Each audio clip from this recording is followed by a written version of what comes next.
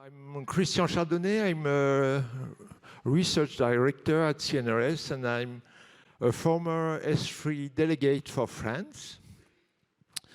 And so I hope that you enjoy very much the two previous sessions and the cutting-edge research which have been presented and performed thanks to research infrastructures.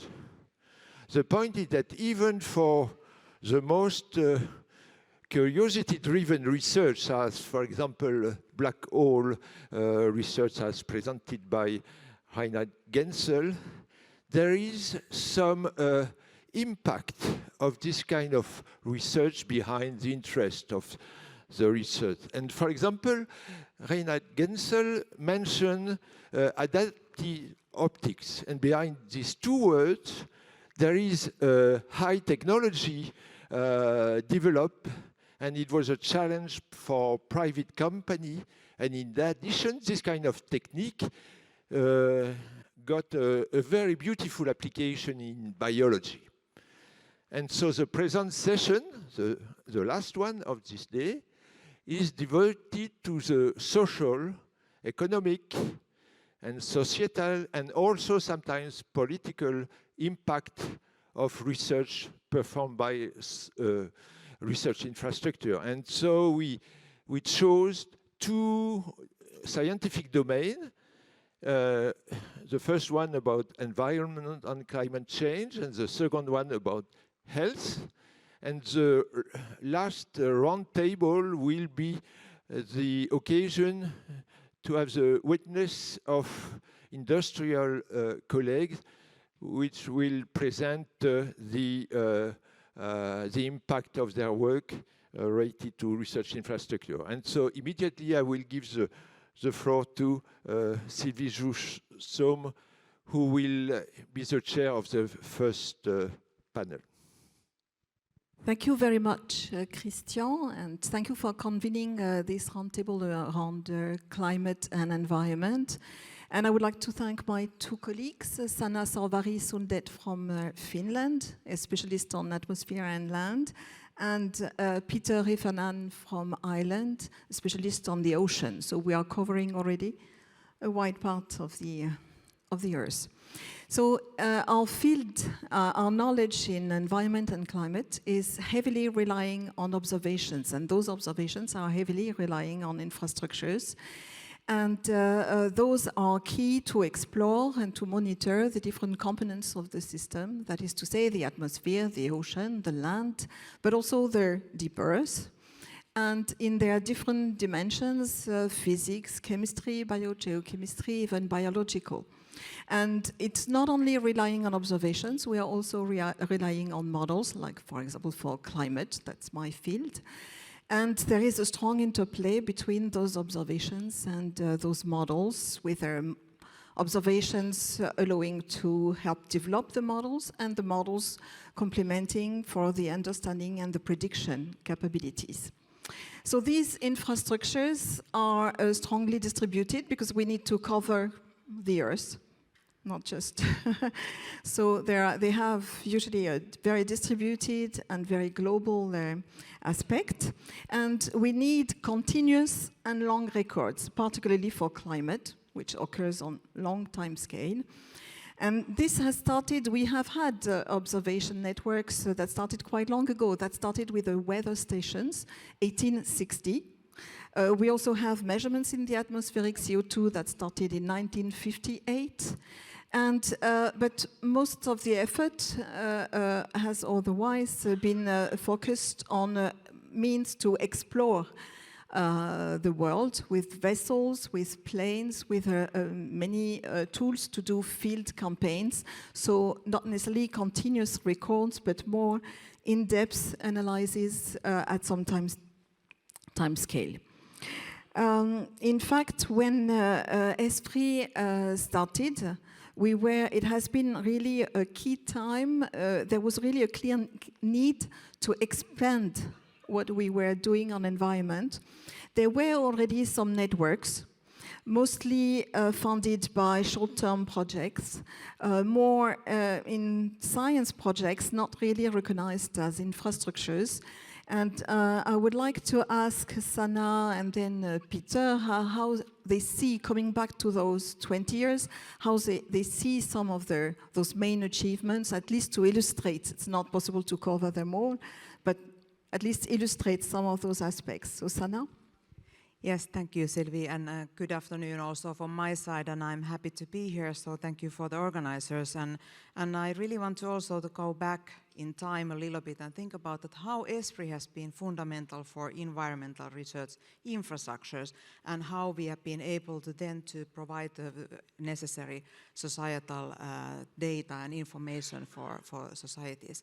So we have to remember that, as Sylvie said, that over that time we have always had a very strong national institutes and research organizations role, because the different sites, and already said in Van Dam, that it is important that we remember that the national institutes has been there for hundreds of years. And also we have a lot of sites, observation networks, which were already running. But the point is that ESFRI was really timely established. The first research infrastructures in the field of environment were already in the first roadmap, and they were quite specific, topical ones. And now later there has been more and more integrated thematics coming into the roadmaps. But I wanted to say that it is this distributed nature was really also challenging the ESFRI for the beginning. If you remember the discussions that are the environmental research infrastructures monitoring networks or research infrastructures?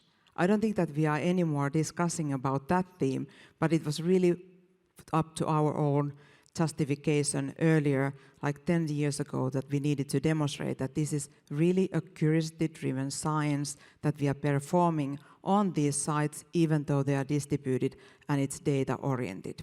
So there has been a lot of success in the field of all the environmental sites, so that atmospheric, there's many atmospheric research infrastructures.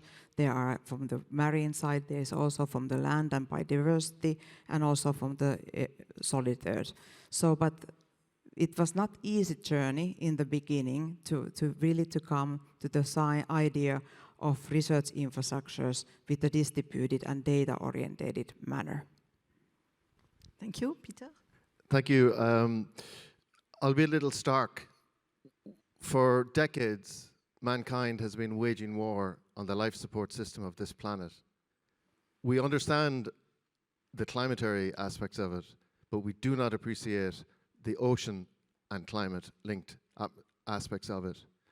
I'll give you a few examples. Every time you breathe, even if it's through a mask, 1/2 of the oxygen you are getting has come from plants in the ocean. We heard fantastic observational capacity in the furthest reaches of our galaxies and solar systems. We've actually got a better map of the planets in our planetary system than we do of the ocean. Yet the ocean is 70% of the land on this planet. Take away the water for a second, it is land. If Paris and France were in those parts of the ocean that are not accurately mapped, all you would know or see of Paris is a no-pixel blurb. No Notre Dame, no Eiffel Tower, no River Seine, nothing useful.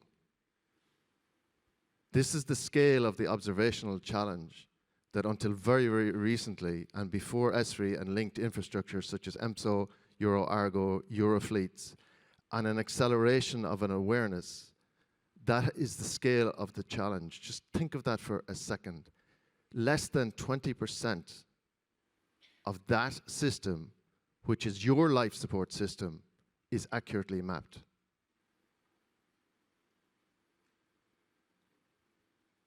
It is the best and biggest carbon sink on this planet.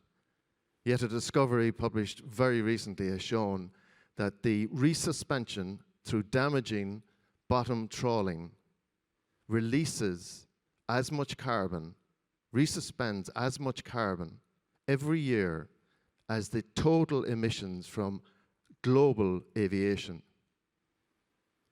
there is a human blind spot about the oceans. And this was very much recognized on the Mission Starfish report led by Pascal Lamy, in which I served, which is pointing the way, huge demand for new, innovative basic science, but we must accelerate and integrate immediately. And we've seen some fantastic examples today of biological systems integration, of chemical systems integration through ESFRI partner initiatives. You in the ESFRI family are going to be challenged more in the next decade to demonstrate, and I know you can, the utilization and the integration capacities to deal with the challenge of restoring our life support system on this planet. Thank you to both of you for, you already touched this issue about what's next and what about the future. Environment and climate, this is a field where research infrastructures play a key role of acquiring knowledge, which is then used to address, to alert or address or inform on some of the environmental and climate issues, and that have been clearly at the core of that. But so this aspect is growing. We have more and more in this field the pressure to be able to inform society and to help address this. At the same time, we have to ensure that we still keep on with good research, because it's only this good research that will allow to have the next steps of information to society. And we have an issue about more integrating this, easing all this access. It has already been mentioned, this problem of interoperability of the data, but it's also interoperability of data plus of tools like computers, easing the analyses. We are still not at the stage where it is easy to navigate and use the different sorts of data in the different domains, in the different dimensions, both observations and models. We are starting with something like this in France with a project, Gaia Data, but it still needs to be achieved at the national, at the European, and at the international level. How do you see those challenges that are in front of us in these fields? Maybe Peter first and then Sanna. Yes, even though I sound very stark, I am very optimistic. We are at a point where the European Commission established 5 mission areas. One of them is on oceans and water, a restoration of Europe's oceans and water by 2030. And at President Macron's One Ocean Summit in Brest in February, President Ursula von der Leyen announced a major initiative linked to Mission Starfish implementation, which is the creation of a digital twin ocean. And if you like, of the several examples of huge data, artificial intelligence, from linguistics, which is important to engaging society, through to the social studies and engagement and what works with people, through to taking on board and integrating the greatest expansion in data acquisition in the shortest period of time in the history of ocean research, and integrating everything from Copernicus satellites right through to cabled observatories, to hopefully an explosion of the cabled telecoms industry, where they add a little bit of data collection for these transocean cables that are going in and licensed by countries, and the licensing should insist they carry a scientific payload. It's a minuscule additional cost. But as we saw with the surveying companies in the private sector, once you do risk huge data assets which they hold from surveying for commercial purposes, you de-risk that and enter it through public systems. In less than 8 years, we went from having under 5% of the seabed of this planet mapped to now having 20%, largely through enabling the release and integration of existing, as I say, God damn it, existing data. And think of the challenge of the gap that we have now. But look, for scientists, for young scientists, for infrastructure that needs to prove its worth, this is a God-given, brilliant opportunity in a huge time of need and risk. And that's why I feel that ESFRI and ESFRI's role, an expanded role, and expanded data collection, integration, and utilization. And I do not apologize at all for insisting from the get-go now, because time is running out, every indicator on the ocean is worse than the predictions. They're worse. So we must act now. We must integrate now. We must turn it to use. And society, I've just had 2 grandchildren, and this is not soft talk. They need us now to change our behaviors, to change our thinking, to open our minds, and to do it now. Thank you, Peter. I think that it applies for many other research infrastructures too in the field of environment. So it applies for both for the atmosphere and land, but also for the earth, solid earth. So that all the missions that are now in planned and are in implementation, they have all the components. I mean, many of the environmental research infrastructures are contributing to that work. And that says a lot about the social relevance of the environmental research infrastructures. Research infrastructures in the field of environment hasn't worked solely individually in the world. I mean, over the last years. There has been an extremely good success of ESFRI community, which has been already set it up in 2009, 2010.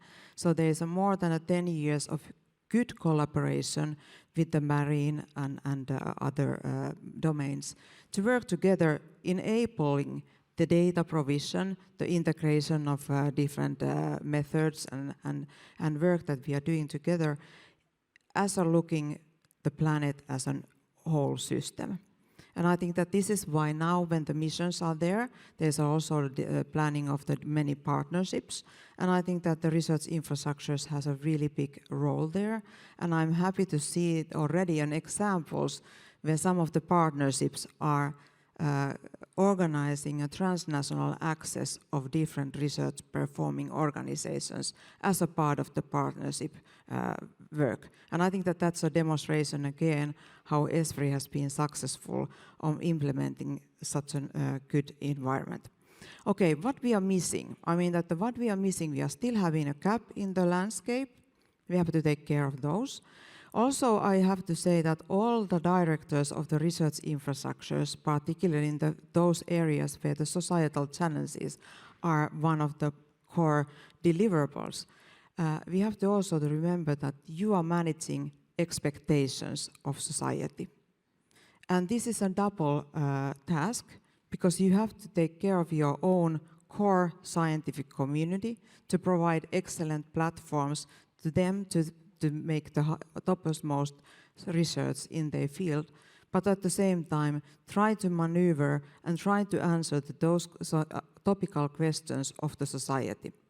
And it's not easy, but I'm very confident that already we have a very skilled managers in our research infrastructures who can tackle both of the sides of the coin, the excellent science and how to meet the societal challenges. But it is about managing of expectations and taking care of the good science. Thank you. We are in a field where there is clearly a global dimension and we need to address that. But Europe plays clearly a key role.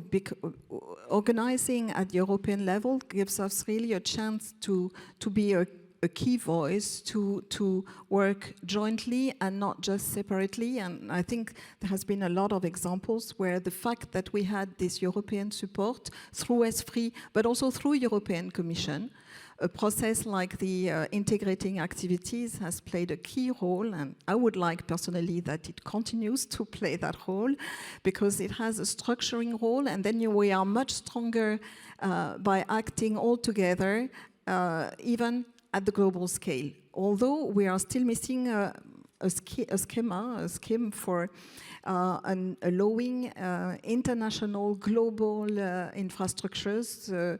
That is still missing in the, I don't know if there might be a way to address that. That's even more complex. But what do you think about this Europe versus global? Would you like to comment on that? If I can start, I think that Europe really do have a leading role here, and I think that it is something that is also our responsibility to take care that our work in Europe is, of course, then mitigate it to other continents, and also we are having a good dialogues with the different parties in the different continents, how the observations and the modeling work is done, so that there is a harmonized base. We do, of course, have some of the organizations, international organizations, who are taking care of some of the standardizations. For example, WMO is a very good example of that. But still, there is plenty to do. But I mean that we have a good path for that, and there is a lot of collaboration. We have to just take care that also in ESFRI, but also in a Commission toolbox, we have good instruments to continue with that road. And this kind of transnational access that you were, Sylvie, mentioning, it might be something that we should think about widening that to the different continents too, in not only the providing the access to our sites, but also how to build up the communities within that theme. On the science front, I think Europe has a great track record, has demonstrated tremendous leadership and commitment to science diplomacy. It's one ocean. It's one ocean. So the need for international collaboration, not just in Europe but beyond, is absolutely fundamental. I think in the Atlantic, there's very strong basis for transatlantic cooperation. It's from pole to pole, initiated through the Galway Statement and the creation of the Atlantic Ocean Research Alliance with the European Union, Canada and the US, and now extended through South Africa, Brazil, Argentina. On the gathering of information from science, yes, but as the Mission Starfish report outlines, to change and restore the oceans, there has to be a phenomenal change in governance. And this is where the challenges come in. As we know through the Ukrainian war, the Arctic Council is going to experience very challenging operational realities in the immediate future. So I think the ever more opportunity to be the scientific diplomat, to be the world leader in advocating the change and the partnership through governance changes. I think Europe, and it's in the European plan, to be willing to put itself forward and offer ideas in a leadership but not a dominating position. A little modesty is never a bad thing. Thank you very much, Sanna and Peter. And Christian, will give you back the chair. Thank you very much for your discipline.